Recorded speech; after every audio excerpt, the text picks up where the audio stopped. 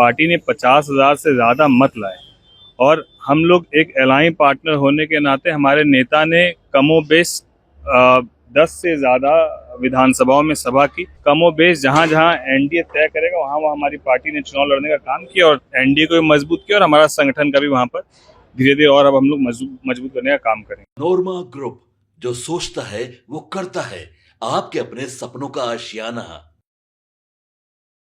नमस्कार, मैं हूं सागर कुमार। भारत लाइव देख रहे हैं आप। देखिए, बिहार की सियासत अब धीरे धीरे चरम पर जाते जा रही है।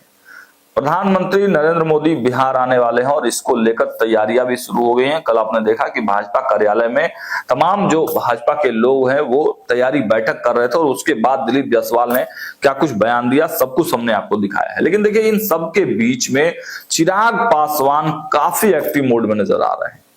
सीट शेयरिंग की बातें लगातार चल रही हैं बिहार में। दिल्ली चुनाव खत्म हो गया है। दिल्ली चुनाव के बाद लगातार सीट शेयरिंग पर चर्चा काफी तेजी से हो रही है। हर दल अपने आप को सबसे ज्यादा जो है सीट पाने में लगा हुआ है। सबको के दिमाग में यही है कि कैसे इस सीट शेयरिंग वाले फॉर्मूले में ज्यादा से ज्यादा सीटें उस पार्टी को मिल जाए। ऐसे में आपने देखा कि जीतन राम मांझी किस प्रकार अपने सीटों का डिमांड कर देते हैं। चिराग पासवान हालांकि सीटों के बारे में तो डिमांड नहीं किया है, लेकिन हाँ, एक्शन उनका इस तरह का है कि साफ साफ ये प्रतीत हो रहा है कि 30 से 40 जो सीट है वो उनके दिमाग में है। और देखिए, उनके सांसद बड़े एक्टिव मोड में नजर आ रहे हैं।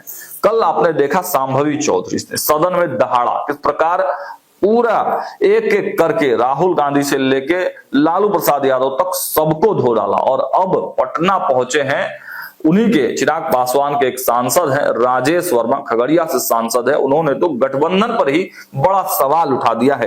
देखिए, एक बड़ा बवालिया बयान राजेश वर्मा ने दे दिया है और गठबंधन के बारे में साफ स्पष्ट कर दिया है कि यह गठबंधन अब ज्यादा दिनों तक टिकने वाला नहीं है। पहले राजेश वर्मा के उस बयान को सुन लीजिए। सर, दिल्ली में विधानसभा के चुनाव हुए, परिणाम चौंकाने वाला आया।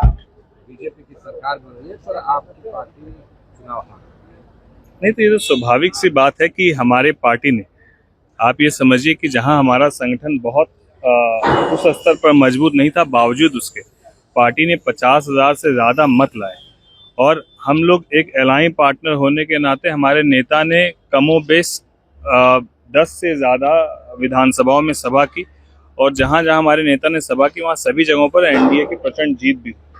तो ये सामूहिक एक प्रयास था और एक हमारे पार्टी का हमेशा से ये रहा है कि हम लोग लगभग कमोबेश जहाँ जहाँ एनडीए तय करेगा वहाँ वहाँ हमारी पार्टी ने चुनाव लड़ने का काम किया और एनडीए को भी मजबूत किया और हमारा संगठन का भी वहाँ पर धीरे धीरे और अब हम लोग मजबूत करने का काम करेंगे। बिहार को लेकर कहा जा रहा है, महागठबंधन के लोग कह रहे हैं कि दिल्ली में चाहे जो कुछ भी हुआ, बिहार में तो तेजस्वी यादव ही मुख्यमंत्री बने। नहीं, अच्छी बात है। हर पार्टी को ये सोचना भी चाहिए कि बनेगी सरकार, लेकिन अंतोगत्वा दिल्ली जो है वो झांकी है, बिहार अभी बाकी है और आने वाले समय में आपको देखने को मिलेगा 225 पार एनडीए की जीत होगी और विपक्ष का सुपड़ा साफ होगा। नीतीश कुमार के यहाँ राजद के लोग कह रहे हैं कि इनका 27वां चालू हो जाएगा। ठीक है, वो उनकी भाषा, उनकी मर्यादा है। हम लोग पूरे सम्मान के साथ उनका स्वागत करते हैं और हम लोग कहना चाहते हैं कि अब बिहार की जनता इस बात को बेखूबी समझ चुकी है कि उनके कथनी और करनी में कितना अंतर है। और दूसरी बात, महागठबंधन कितना एक है ये लोकसभा चुनाव के वक्त भी पता चला, दिल्ली में विधानसभा चुनाव में पता चला और आने वाले समय में जो गठबंधन विपक्ष का है वो गठबंधन रहेगा कि नहीं रहेगा, ये भी आने वाले कुछ समय में आपके सामने स्पष्ट हो जाएगा। नीतीश कुमार के पुत्र निशांत को लेकर कहा जा रहा है कि राजनीतिक गिनती होगी और हर नौत विधानसभा क्षेत्र से चुनाव लड़ेंगे। युवाओं का स्वागत है और कोई यदि युवा सकारात्मक सोच के साथ राजनीति में आते हैं तो बिल्कुल उनको आना चाहिए, उसमें क्या दिक्कत है। बजट पेश हुआ, उसमें कहा जा रहा है, जो विपक्ष के सांसद है उनका कहना है कि बिहार को कुछ नहीं मिला, फिर से मुंगेरी लाल के हसीन सपने। मुझे तो समझ में नहीं आता है कि यही विपक्ष दिल्ली में खड़ा होकर बोलता है कि पूरा बजट बिहार का था और वही विपक्ष बिहार में आके बोलता है कि बिहार को कुछ नहीं मिला। तो मैं यही बात कहता हूँ, इनके कथनी और करनी में जमीन आसमान का अंतर है। अब बिहार को क्या मिलता है? पिछले बजट में बिहार को लगभग 70,000 करोड़ की योजनाएं मिली। इस बार भी मखाना बोर्ड बिहार को मिला, निफ्टिम बिहार को मिला।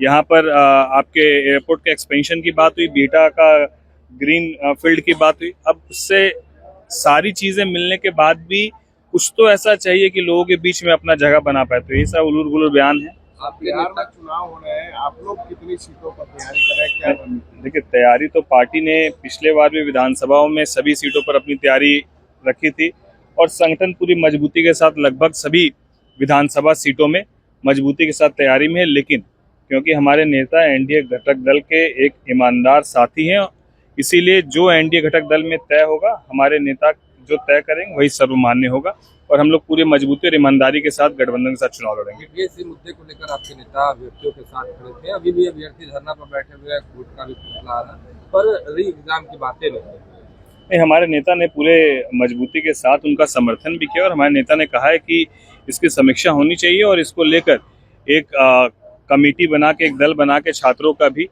वो मुलाकात करने के लिए उन्होंने उस वक्त भी कहा था। उस पर कुछ बात भी है, उसके बाद आगे क्या हुई हम लोग एक बार उस पर देखते हैं। आप लोग सत्ता पक्ष के साथ हैं, जिस तरह चिराग पासवान जी का बयान आया कि बीपीएससी परीक्षा जो है रद्द होनी चाहिए, लेकिन सरकार के कोई भी अधिकारी इस मामले में कुछ बोलने को तैयार नहीं। देखिए, सत्ता पक्ष में रही या विपक्ष में रहे, आपकी राजनीति जनता तय करती है, तो जनता के मुद्दों को आपको उठाना होगा। इसमें पक्ष और विपक्ष कोई मुद्दा ही नहीं।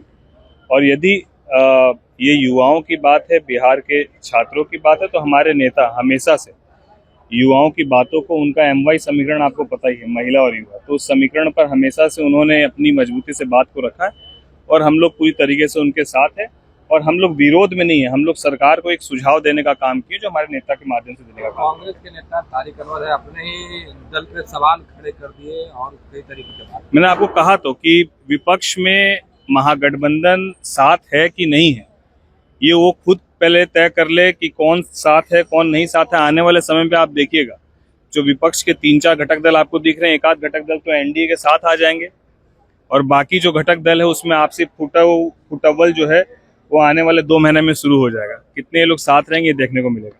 तो देखा आपने, लोजपा रामविलास के सांसद राजेश वर्मा ने बड़ा बयान देते हुए दावा किया है कि बिहार में इंडिया गठबंधन विधानसभा चुनाव से पहले ही टूट जाएगा। उन्होंने कहा है कि इसके घटक दल एनडीए में शामिल होंगे और जो बचेंगे उनके बीच घमासान मचेगा, जिससे उनका सफाया हो जाएगा। एनडीए 225 सीटों के साथ पूर्ण बहुमत से सत्ता में आएगी। अब देखिए, इन तमाम बातों के मायने तो यही निकाले जा रहे हैं। चिराग पासवान एक्टिव मोड में है, उनके सांसद एक्टिव मोड में है, सबका यही प्रयास है कि ज्यादा से ज्यादा सीट जो है वो सीट शेयरिंग में उनके खाते में आए। अब देखना यह होगा कि जब प्रधानमंत्री नरेंद्र मोदी बिहार आते हैं तो क्या इस पूरे फॉर्मूले पर सटीक बातचीत होती है। फिलहाल इस वीडियो में इतना ही। देखते रहिए भारत लाइव। बहुत बहुत धन्यवाद। आपके सपनों को हमने सजाया है, ई होम्स पैनोरमा को हमने बनाया है। ई होम्स मेरा एक सपना था जिसपे मैं पिछले 4 साल से काम कर रहा था। हमने जो बनाया है वो सबने है माना। ई होम्स पैनोरमा में हो आपका भी आशियाना। और फाइनली हमने 2021 में इस प्रोजेक्ट को लॉन्च किया। बहुत लोग अप्रिशिएट कर रहे हैं कि पूर्णिया जैसे शहर में, बिहार के, एक तो बिहार की बात करें उसमें भी पूर्णिया जैसे छोटे जगह में इस तरह का लाइफस्टाइल देना, ये सुन के हम लोगों को बहुत अच्छा लगता है। ई होम्स में हमने कुछ और भी किया है, जैसे हम जिस जगह में रह रहे हैं हमारे फैमिली सिक्योर हो, उनको सिक्योरिटी का ध्यान में रखा है। आपकी सुविधा और सुरक्षा आपके लिए खास है, ये आपका विश्वास है। इसमें आर्टिफिशियल इंटेलिजेंस का 7 लेयर सिक्योरिटी का हमने इस्तेमाल किया है। लस ग्रीन कैंपस को बनाया है। यदि हमारा बाउंड्री वाल है तो वो वर्टिकल गार्डन है। ये जितने भी फैसिलिटी होता है एक इंटरनेशनल टाउनशिप में ई होम्स है, ये हम लोग विश्वास नहीं कर पा रहे। जो भी हमारे मित्र दोस्त या जो भी हमारे बाहर के बाहर आते हैं तो हम लोगों को बहुत अच्छा सुनने को मिलता है और बहुत अच्छा क्रेडिट मिल रहा है। वो सारा हमने सिर्फ एक बिल्डिंग नहीं बनाया, हमें एक बहुत अच्छा लाइफस्टाइल दिया ई होम्स में, और मेरा एक सपना था जिसको मैं आज फुलफिल होते हुए देख पा रहा हूँ। ये आपका आवास है। ई होम्स पैनोरमा में अब आपका निवास है। E homes Panorama, luxurious lifestyle redefined. Panorama group, जो सोचता है वो करता है। अगर ये वीडियो पसंद आई और वह बिहार के राजनीति और बिहारियत से सरोकार रखेनी तो सब्सक्राइब बटन दबा के चैनल के सब्सक्राइब कर ली। ओजे एगो घंटी बा, ओकरा बटन दबा देला से कुल सटीक और मारक खबर रुआ मुफ्त में मिल जाई। अगर रुआ पत्रकारिता के हमनी के नया प्रयोग में सहयोग कर चाहतानी तो ज्वाइन बटन दबा दी।